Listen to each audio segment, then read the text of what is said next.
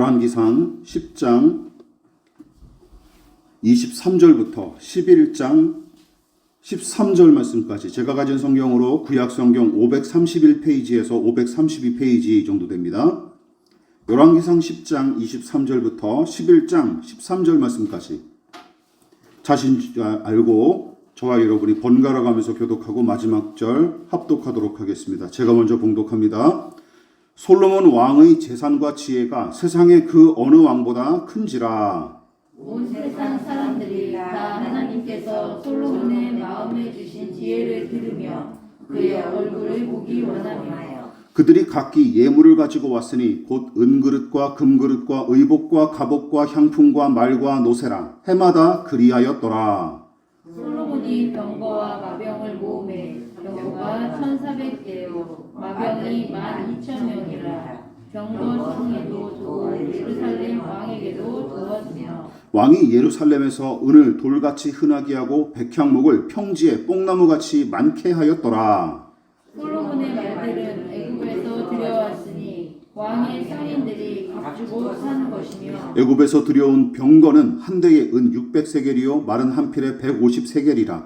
이와 같이 햇사람의 모든 왕과 아람 왕들에게 그것들을 되팔기도 하였더라. 솔로몬 왕이 바로의 딸 외에 이방의 많은 여인들을 사랑하였으니 곧 모압과 암몬과 에돔과 시돈과 헷 여인이라. 여호와께서 일찍이 이 여러 백성에 대하여 이스라엘 자손에게 말씀하시기를 너희는 그들과 서로 통혼하지 말며 그들도 너희와 서로 통혼하게 하지 말라. 그들이 반드시 너희의 마음을 돌려 그들의 신들을 따르게 하리라 하셨으나 솔로몬이 그들을 사랑하였더라. 왕은 후궁이 700명이요 첩이 300명이라. 그의 여인들이 왕의 마음을 돌아서게 하였더라. 솔로몬의 나이가 많을 때에 그의 여인들이 그의 마음을 돌려 다른 신들을 따르게 하였으므로 왕의 마음이 그의 아버지 다윗의 마음과 같지 아니하여 그의 하나님 여호와 앞에 온전하지 못하였으니 이는 시돈 사람의 여인 아스타롯을 따르고 암몬 사람의 가증한 밀공을 따름이라. 솔로몬이 여호와의 눈앞에서 악을 행하여 그의 아버지 다윗이 여호와를 온전히 따름같이 따르지 아니하고 모압의 가증한 금모스를 위하여 예루살렘 앞 산에 산당을 지었고 또 암몬 자손의 가증한 몰골을 위하여 그와 같이 하였으며 그가 또 그의 이방 여인들을 위하여 다 그와 같이 한지라. 그들이 자기의 신들에게 분향하며 제사하였더라. 솔로몬이 마음을 돌려 이스라엘 하나님 여호와를 떠남으로 여호와께서 그에게 진노하시니라. 여호와께서 일찍이 2번이나 그에게 나타나시고 이 일에 대하여 명령하사 다른 신을 따르지 말라 하셨으나 그가 여호와의 명령을 지키지 않았으므로 여호와께서 솔로몬에게 말씀하시되 내게 이러한 일이 있었고 또 내가 내 언약과 내가 내게 명령한 법도를 지키지 아니하였으니 내가 반드시 이 나라를 내게서 빼앗아 내 신하에게 주리라. 그러나 내 아버지 다윗을 위하여 내 세대에는 이 일을 행하지 아니하고 내 아들의 손에서 빼앗으려니와 다같이 오직 내가 이 나라를 다 빼앗지 아니하고 내 종 다윗과 내가 택한 예루살렘을 위하여 한 지파를 내 아들에게 주리라 하셨더라. 아멘. 예, 말씀의 제목을 다 같이 한번 읽어보시겠습니다. 시작. 솔로몬이 하나님 여호와를 떠남으로. 솔로몬이 하나님 여호와를 떠남으로라는 제목으로 하나님 말씀 전하도록 하겠습니다. 솔로몬의 부귀 영화와 이스라엘의 경제적 호황이 올바른 영적인 토대 위에서 이룩한 것이 아니라 오히려 솔로몬의 야심과 백성의 욕구가 찰떡같이 들어맞은 결과에 불과한 것이었습니다. 열왕기상은 그 사실을 계속해서 지적하고 풍자하죠. 물론 솔로몬과 백성의 의도만 작용한 것은 아닙니다. 여기에 굳이 신앙적인 관점을 덧붙이자면 하나님께서 다윗 가문을 향해 이런저런 복을 내려주시겠다고 약속한 덕택이죠. 솔로몬 시대는 그 어느 때보다 풍요와 안정과 평화를 넘치도록 누린 시대였습니다. 그러나 안타깝게도 다다익선의 격언이 솔로몬의 경우에는 적용되지가 않습니다. 오히려 많이 받은 만큼 많은 부조리와 폐해가 따랐고, 지난 설교를 통해서 그 사실을 우리가 세 가지로 한번 살펴봤습니다. 첫 번째가 뭐였습니까? 받은 은혜에 대한 오용과 남용이 있었어요. 성경에 등장하는 그 누구보다 받은 은혜가 차고 넘쳤던 인물이 바로 솔로몬입니다. 문제는 무엇입니까? 은혜를 받은 일은 문제될 게 없지만 받은 은혜를 잘못된 용도로 쓰거나 허투루 쓰는 것이 문제죠. 본문은 도를 넘은 그의 사치와 허영에 관한 내용만 가득합니다. 따라서 받은 은혜만 우리가 주목하지 말고 받은 것을 어떻게 쓰는지 더 주목하고 세심하게 우리가 주의를 기울여야 될 필요가 있는 것이죠. 그러나 정작 솔로몬은 거기에 철저하게 실패했습니다. 두 번째는 뭐였죠? 무기 영화와 물리적 성공의 명백한 한계에 대해서 지적했어요. 경제적 호황으로 솔로몬과 백성은 풍요롭고 안락한 일상을 누렸고 전쟁에 쓸 각종 무기와 전차 등을 무수히 보유함으로써 군비 증강에도 힘썼습니다. 요즘 우리가 추구하는 이상적인 나라 아닙니까? 부국 강병 그리고 경제적인 호황. 그러나 그 많던 금과 은조차도 이스라엘의 분열과 솔로몬 개인의 영적 타락을 막지 못했죠. 가장 부유하고 지혜로운 왕이 통치하던 시기 아닙니까? 그러나 하나님과 그분의 기쁨을 위한 일은 거의 일어난 적이 없고 번지르르한 겉모양새와 달리 그들의 중심은 점점 더 망가져갈 뿐이었습니다. 여러분, 돈으로 해결하지 못하는 일들이 너무나 많다는 사실을 솔로몬의 생애가 아주 적나라하게 보여주는 거예요. 세 번째는 뒤바뀐 우선순위로 말미암은 폐에 대해서 지적했어요. 본문은 솔로몬과 백성이 목표하고 추구한 것이 무엇인지 아주 여실히 보여주죠. 엄청난 양의 재물, 막대한 무기와 전차와 금방패, 듣지도 보지도 못한 희귀한 짐승을 비롯한 사치품 등등 하나님의 사람다운 고결함과 고상함은 온데간데 없고 오로지 개인의 야심과 욕구만 내세우는 절대 군주의 모습밖에 보이지 않습니다. 자, 오늘 설교도 마찬가지예요. 무엇보다 11장은 지금까지와 다르게 솔로몬의 타락상을 아주 매우 직설적으로 기록했는데 가장 의지하고 사랑해야 할 하나님을 제쳐놓은 채 자신의 이익과 쾌락을 하나님보다 더 귀중히 여긴 솔로몬이 급기야 우상 숭배자로 전락해버린 참혹한 결과를 본문이 아주 적나라하게 보여줍니다. 자, 그렇다면 우리가 이 세 가지에 이어서 본문을 통해 타산지석으로 삼아야 될 그리고 영적인 교훈으로 삼아야 될 것이 무엇인지 몇 가지 더 살펴보도록 하겠습니다. 첫 번째가 이거예요. 같이 읽어볼까요? 시작. 작은 죄가 초래한 변질과 타락. 여러분, 10장부터 11장 중반부까지 우리가 읽었던 이 기록을 살펴보십시오. 이 부분은 마치 솔로몬이 누린 부귀 영화를 자랑하는 것처럼 기록했지만 정작은 더는 돌이키기가 힘들 정도로 어긋난 솔로몬의 영적인 상태를 지적하고 풍자하는 내용에 불과합니다. 우리는 이스라엘 왕의 본분과 덕목에 관한 이 신명기의 교훈을 이미 여러 차례 살펴보지 않았습니까? 그러나 이쯤에서 다시 한번 본문의 내용을 신명기의 거울에 비춰보고 비교할 필요가 있는 거예요. 자, 이거 몇 차례에 걸쳐서 등장했었죠? 중요한 말씀이니까 다시 한번 읽어보겠습니다. 시작.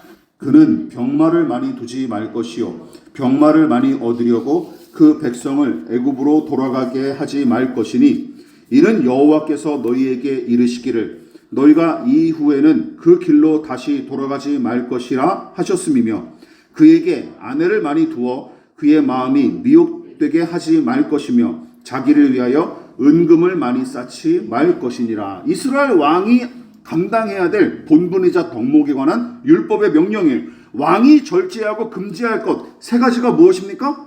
전쟁을 위한 무기 확보를 지나치게 하지 말 것, 군사력 증강에 너무 힘쓰지 말 것, 셋째가 마지막으로 무엇이죠? 아내와 사유재산을 많이 두지 말 것.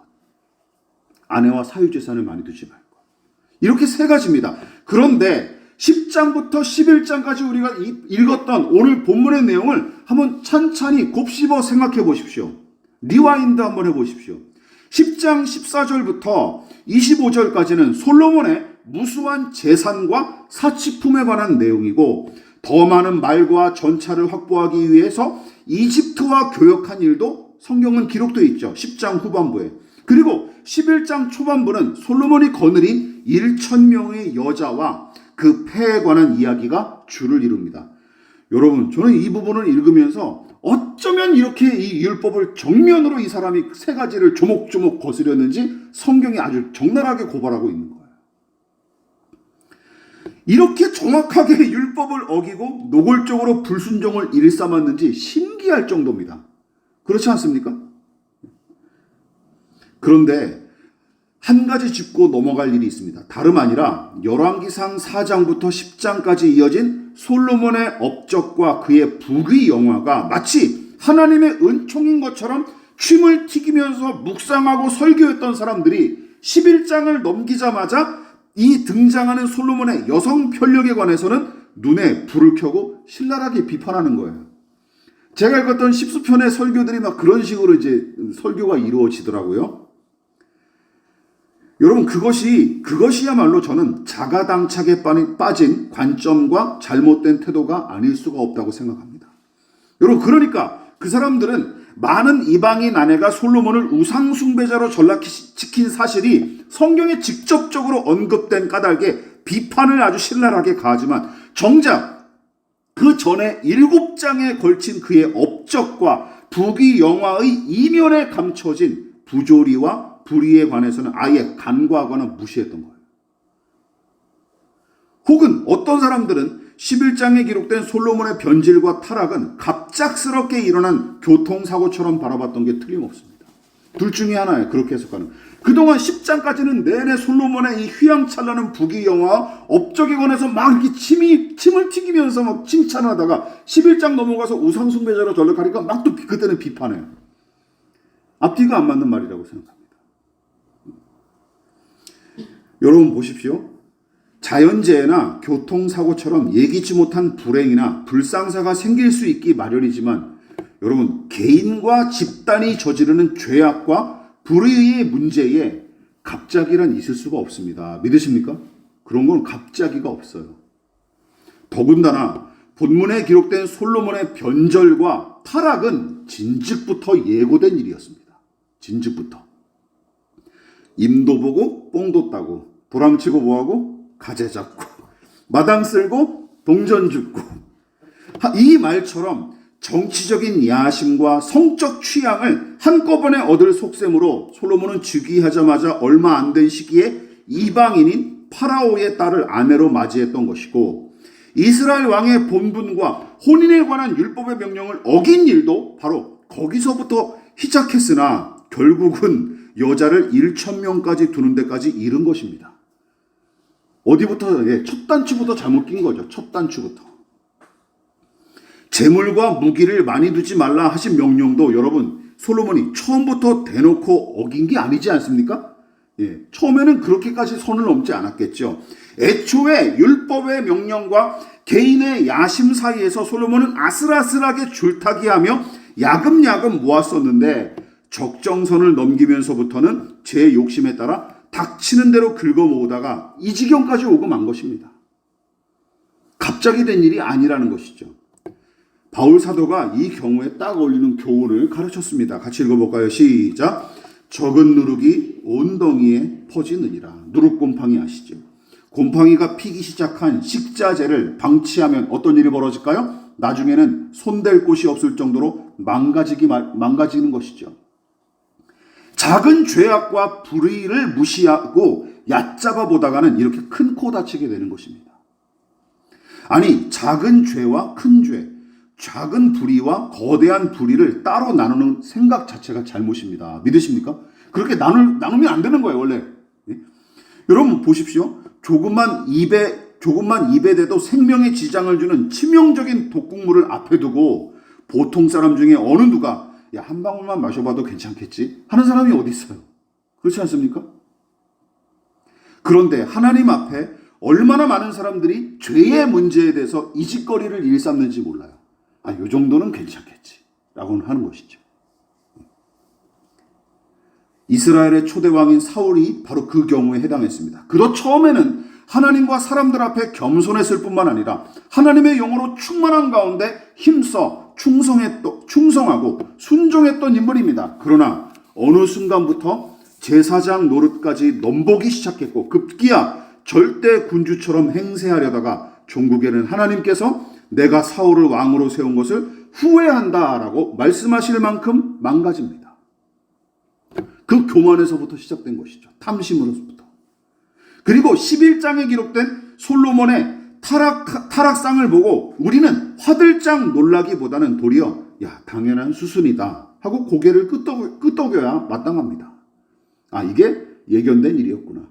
얘가 그냥 그 길로 가는구나 라고 우리는 그냥 자연스럽게 받아들이면 되는 거예요. 놀랄 일이 아닙니다. 이미 예고된 일이었습니다. 야고보 사도는 이렇게 지적하지 않았습니까? 같이 읽어볼까요? 시작.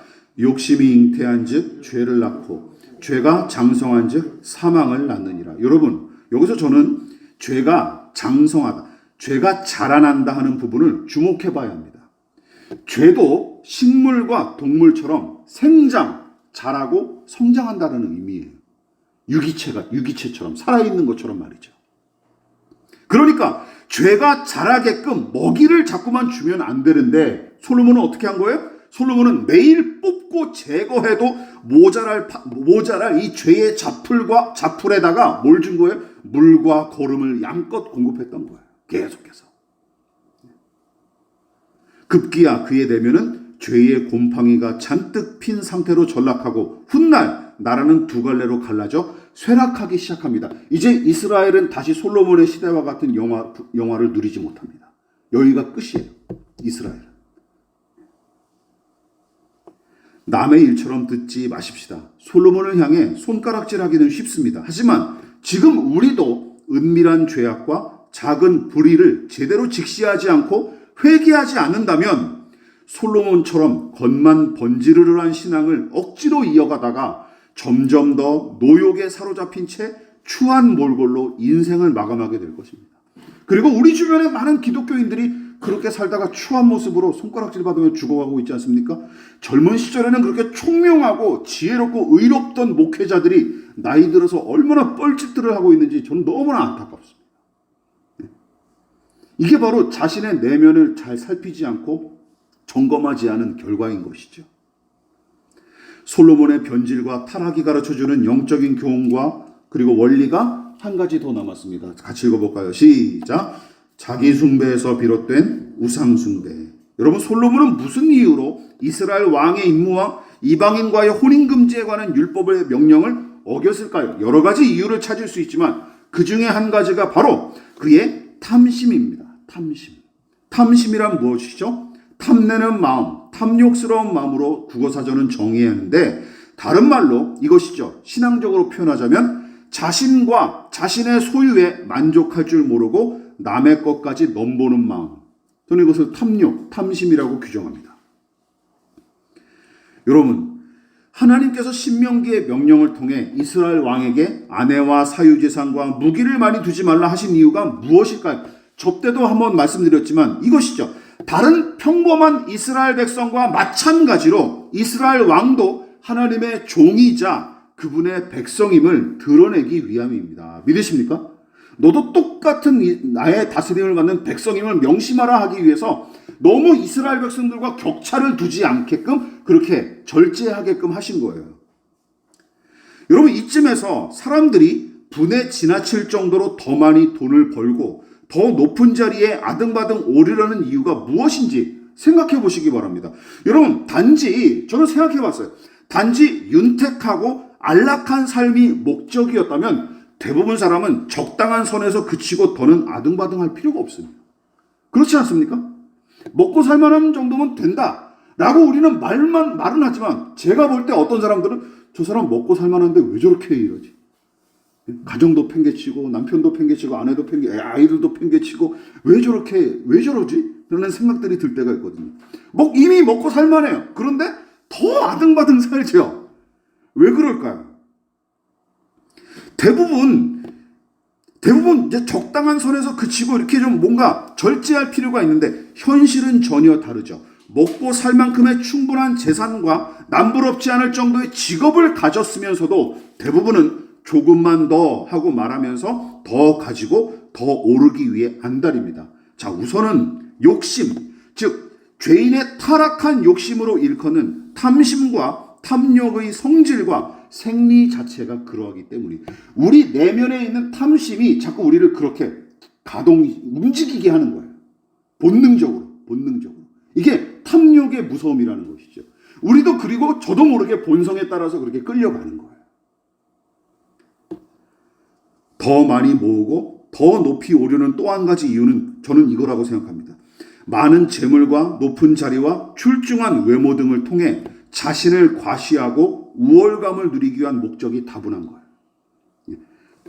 먼저는 본능, 죄인의 본성이, 탐욕스러운 죄인의 본성이 사람을 자꾸 이렇게 몰아붙이는 것이고, 두 번째는 의도적으로 자신을 남들과 다른 어떤 우월한 존재로 과시하기 위한 목적이 크다고 생각합니다. 요즘 그 욕구를 유감없이 드러내는 통로가 뭐죠? 플랫폼이 바로 SNS라는 것이죠. SNS. 많은 사람이 자신의 소유와 외모와 취향을 과시하고 심지어 그럴싸하게 보이기 위해 게시물의 조작도 마다치 않습니다. 그렇죠? 집은 그지 같은데 여기만 이게 꾸며놓고 여기만 찍는 거예요. 그렇지 않습니까? 나는 세수도 안 하고 목욕도 안 하고 있는데 손만 딱 반질반질하게 만들어서 매니큐어를 칠한 다음에 손만 찍는 거예요. 그렇죠? 이런 거죠. 이런 식이죠. 결국은 나는 너보다 우월한 인간이고 내가 너보다 더 행복하게 산다 하는 메시지가 줄을 이루면서 확실하게 우위를 점한 사람한테는 나도 너 못지 않다 하고 자존심을 내세우는 용도로 쓰는 거예요. 솔로몬도 마찬가지입니다. 처음에는 그도 하나님의 은혜를 의식하고 사명을 충실히 감당하기 위해 힘썼을 테지만 어느 순간부터 이런 생각이 들어요. 평범한 백성보다 조금 더 가지고 약간 더 높은 정도로 만족할 수 없었던 게 틀림없습니다. 아니 내가 왜 얘네들이랑 비슷해야 돼? 라는 것이죠. 그렇지 않습니까? 그래서 이렇게 생각했을 거예요. 대제국 이집트는 물론이고 이방의 왕들은 나라 안에 있는 모든 것의 주인 아닌가? 그러나 왕에 관한 이 율법의 명령이 나는 이제 더는 납득이 안 된다. 이게 뭐 내가 왕이 됐다고 더 누리는 것도 아니고 불행하다라고 생각한 것이죠. 한 나라의 우두머리라면 보통 사람과는 확실하게 구별되어야 권위가 설 텐데 하고 생각했을 것입니다. 이 점을 명심하십시오. 성경은 자연스러운 인간의 욕망과 욕구가 아닌 지나친 욕심, 즉 탐욕과 탐심을 가리켜 무엇으로 규정합니까? 사도 바울은 우상숭배로 규정했어요. 같이 읽어볼게요. 시작. 그러므로 땅에 있는 지체를 죽이라. 곧 음란과 부정과 사욕과 악한 정욕과 탐심이니 탐심은 우상숭배니라. 도에 지나치게 욕심을 부리는 이 마음 자체가 뭐라고요? 우상을 숭배하는 것과 다를 바 없다라는 거예요. 그 우상은 뭡니까? 자기죠. 자기 자신이죠. 바울 사도는 탐심이 곧 우상 숭배라고 지적합니다. 당연합니다. 탐심이 바로 자기 숭배에서 비롯된 것이기 때문이죠. 하나님이 아니라. 그러므로 솔로몬이 이방 신들을 섬기면서 우상 숭배의 죄를 저지른 작태는 11장에 이르러서 갑자기 벌어진 일이 아니라 하나님이 허락하신 분복을 마음에 들지 않게 여기고 욕심을 부리면서부터 이미 그의 마음에는 우상숭배가 이미 시작됐던 거예요. 그게 이제 물리적으로 눈에 보이는 우상숭배로 보였던 게 11장에 불과합니다. 여러분 10장과 11장은 바로 그 부조리를 고발하는 내용입니다. 그러니까 왕의 자리가 하나님의 은혜와 아버지의 섬김으로 얻은 것임을 솔로몬은 잊어버리고 보통 사람과 급이 다른 사람처럼 보이기 위해 안다라는 이 솔로몬의 모습이 10장과 11장에 걸쳐서 재물과 무기의 축적과 무수한 정략 결혼과 지나친 사치 행각을 통해서 고스란히 나타난 것입니다. 나 자신이 더 우월하고 뛰어나고 지혜롭고 크고 강한 사람이라는 것을 과시하기 위한 몸부림이죠. 일종의 몸부림. 이처럼 본문에 기록된 호사스러운 행각들은 솔로몬에게 유익을 끼치거나 선한 열매를 맺기는커녕 오히려 그의 변절과 타락을 부추기고 하나님의 슬픔과 진노를 더할 뿐이었습니다. 여러분 그래도 여전히 솔로몬의 부귀영화가 부럽고 그의 업적이 위대하게 여겨지십니까?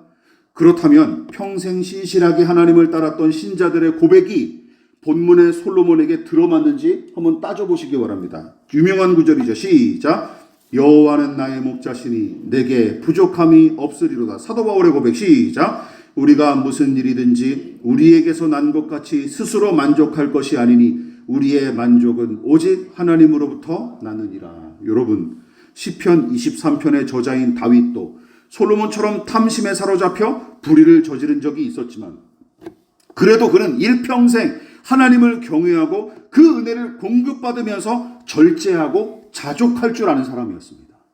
그렇지 않습니까? 특히 성전 건축을 향한 강렬한 소망조차 하나님의 뜻에 따라 기꺼이 내려놓았고 그저 건축 재료 준비와 설계도를 솔로몬에게 흔쾌히 넘겨준 일화를 떠올려 보십시오. 내가 넉넉히 할 수 있는 일인데도 불구하고 하나님이 너 하지 마 하시니까 안 했어요. 그리고 그 건축 재료를 그리고 설계도를 성령을 통해서 설계도를 받았을 때 자기가 다 하면 되잖아요. 그거 얼마나 쉬운 일입니까? 자기한테 그만한 힘도 있고 지혜도 있고 다 재료도 갖춰져 있었어요. 근데 그걸 공짜로 그냥 아들에게 물려줘서 아들이 성전 건축을 했다라는 이 타이틀을 차지하게, 아무리 아버지라도 그건 너무 시기 질투나는 일 아닙니까? 그런데도 군말하지 않고 그냥 다윗은 다 물려줍니다. 여호와 하나님과 그 은혜로 만족할 줄 알았기에 가능한 일이었습니다. 믿으십니까? 하나님의 은혜이면 나는 충분하다. 그러니까 성전 건축보다 난 하나님의 은혜가 더 좋다라고 생각한 것이죠. 바울도 마찬가지입니다. 여러분, 줄기차게 그를 괴롭혔던 사람들의 멸시와 노골적인 위협에도 불구하고 복음 전도와 영혼 구원의 사역을 이어갔던 이유는 무엇입니까? 다윗과 마찬가지로 하나님 안에서 누리는 은혜로 만족할 줄 알았고 자기 숭배적인 욕구 충족보다 하나님과 그 뜻이 더 그에게 소중했기 때문입니다. 그러니까 달려갈 길을 계속 할 수 있었던 것이죠. 가나안 땅을 목전에 두고 느보산에서 최후를 맞이했던 모세, 마찬가지입니다. 여러분, 또 자신을 버린 형제들에게 보복할 힘과 기회를 다 얻었으나 도리어 복수의 칼을 내려놓고 하나님의 섭리를 찬양했던 요셉, 자기를 대신하여 이스라엘 왕으로 세워지게 될 다윗을 시기하고 질투했던 사울과 다르게 저는 이 부분에서 사무엘 선지자의 위대함을 다시 한번 생각해 보게 됐습니다. 여러분, 이스라엘의 영적 지도자 역할을 감당해 나아가다가 사울과 다윗을 왕으로 세우라는 하나님의 명령에 군말 없이 순종했던 사무엘 선지자, 얼마나 대단한 사람입니까? 그렇지 않습니까? 자기도 우두머리 노릇을 했던 사람이잖아요. 그런데 그 타이틀을 기꺼이 사울과 다윗에게 그냥 물려줍니다. 왜? 하나님의 명령하셨으니까. 그리고 하나님 안에서 살아가는 것을 가장 큰 행복으로 여겼으니까 가능한 일인 것이죠. 여기 언급한 모두가 자기 숭배에서 벗어나 하나님을 경배하는 믿음으로 일평생 살았던 사람들이고 세상에서 얻는 풍요와 안락이 아니라 하나님으로부터 참된 기쁨과 만족을 추구했던 사람들이, 그리고 그들의 삶이 이것을 증명했죠. 자, 여러분은 어떤 삶이 아름다워 보이십니까? 누구의 생애가 영광스럽다고 생각하십니까? 죄송하지만 지금의 저는 솔로몬의 삶이 하나도 부럽지가 않습니다. 오늘 요즘 장기하의 노래처럼 하나도 부럽지가 않습니다. 오히려 그의 전철을 밟을까 봐 걱정됩니다. 제가. 우리가 성경 본문을 읽고 그에 관한 설교를 듣는 이유가 무엇입니까? 솔로몬의 내면과 그의 생애를 면밀히 분석하고 해석하는 일도 중요하지만 그보다 더 중요한 것은 이 이야기를 통해서 나 자신을 진중하게 돌아보고 더 나아가 이 이야기의 원저자이신 하나님의 뜻과 의도가 무엇인지 헤아리는 것입니다. 그렇다면 지금 우리는 어떻습니까? 습관적인 게으름과 나태함, 소소하게 저지르는 거짓과 위선, 그럴듯하게 포장된 이기주의와 고집, 적정선을 핑계 삼아 종종 허용하는 음란과 폭력과 무절제, 건너뛴 기도 시간과 먼지 쌓인 성경 등등. 여러분, 사람을 넘어뜨리는 걸림돌은 큰 바위가 아니지 않습니까? 작은 돌멩이죠. 그렇죠? 큰 바위를 누가 거기에 걸려 넘어집니까? 이거 거인이 아닌 이상은. 그렇지 않습니까? 바위에 걸려서 넘어지는 사람은 제가 한 번도 못 봤어요. 작은 돌멩이가 사람을 걸려 넘어지게 하는 것이죠. 여러분, 우리는 또한 자기 배만 섬기는 사람입니까? 아니면 하나님의 영광을 위해 살아가는 사람입니까? 자아 숭배의 굴레와 족쇄에서 벗어나 하나님의 백성으로서 그분을 경배하는 자유와 권리를 만끽하고 계십니까? 하나님을 제쳐놓고 자아를 숭배하는 사람이 그깟 우상단지를 섬기는 게 무슨 대수겠습니까? 그래서 저는 솔로몬의 11장의 이 우상 숭배자를 변절한 모습이 하나도 놀랍지가 않습니다. 왜? 그 전부터 이미 차곡차곡 쌓아온 일이 그냥 이제 드러났을 뿐이에요. 차곡차곡 쌓아왔을 뿐이에요. 다 예상했던 결과였습니다. 그러므로 11장에서 솔로몬이 여러 이방신들을 섬긴 기록을 보고 호들갑을 떨 이유가 하나도 없습니다. 심지어 이방신을 섬긴 이 내용을 삭제했을지라도 그동안 저지른 자아 숭배로 말미암아 그는 유죄 판결을 받을 수밖에 없어요. 믿으십니까? 이게 없을지라도 솔로몬은 이미 어긋나 있었던 것입니다. 왜? 자기를 숭배하던 사람이었으니까. 솔로몬의 일대기는 11장에서 마무리되기 때문에 이제 그에 관한 설교도 한두 편이면 끝나게 될 것 같습니다. 열왕기서 전체를 통틀어 가장 많은 분량을 차지하고 외향적으로는 이스라엘의 최전성기를 이끈 왕인 까닭에 신실한 믿음과 탁월한 지혜를 바탕으로 하나님께 귀히 쓰임받은 왕인 것처럼 생각해 왔으나 정작 그의 신앙에 관한 긍정적인 평가는 대개 찬란한 물리적 성과와 성전 왕공으로 말미암은 착시 현상에 불과했다라는 것을 저는 이 설교를 통해서 계속 지적을 했어요. 착시 현상입니다. 진짜 말 그대로. 게다가 믿음과 성공이란 두 마리 토끼를 다 잡기를 바라는 신자들이 롤 모델로 삼기에 딱 알맞은 인물이 솔로몬 아닙니까? 왜요? 요셉과 다윗은 성공한 것처럼 보이지만 그 과정이 너무 힘들었거든요. 그렇죠. 근데 솔로몬은 그 과정도 항상 형통했어요. 순탄하고. 그러니까 사람들이 솔로몬처럼 되게 해주십시오라고 연락에 기도하는 거죠. 예. 얼마나 좋습니까? 높은 자리에 오르고 가장 많은 재산을 누리고 게다가 무수한 여자까지 거느렸으니 게다가 신앙도 좋대요. 일석이조죠. 예. 그렇죠. 얼마나 좋은 사람입니까? 그래서 저는 성경에서 가장 과대평가되고 괴상하게 칭송받는 인물이 솔로몬이라고 생각합니다.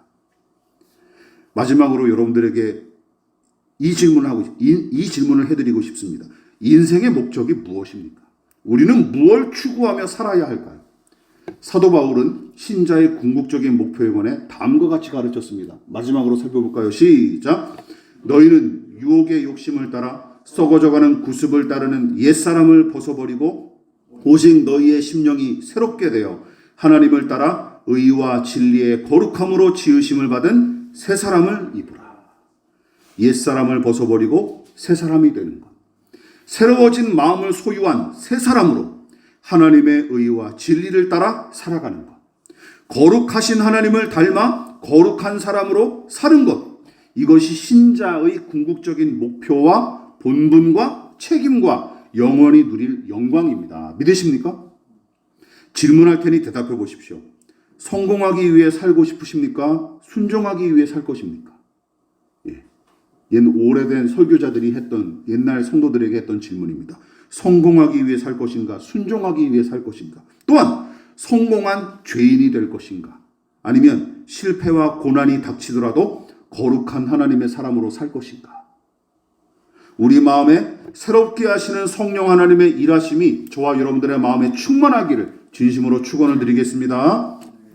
지금은 우리를 위하여 십자가에 몸버려 피 흘려 돌아가신 예수 그리스도의 한량없으신 은혜와 하나님 아버지의 지극하신 사랑하심과 성령 하나님의 영원한 사귐이 성공하기 위해서가 아니라 순종하기 위해서, 그리고 잘 먹고 잘 살기 위해서가 아니라 거룩하게 살아가기 위한 마음의 소원을 담아 겸손히 머리 숙인 사랑하는 성도들의 머리 위에 저들의 가정과 직장과 사업장과 학업과 장래 가운데 이 나라의 민족과 한국교회와 저 북녘의 동포들과 세계와 열방 가운데 지금부터 영원히 함께 하시기를 간절히 축원하옵나이다. 아멘.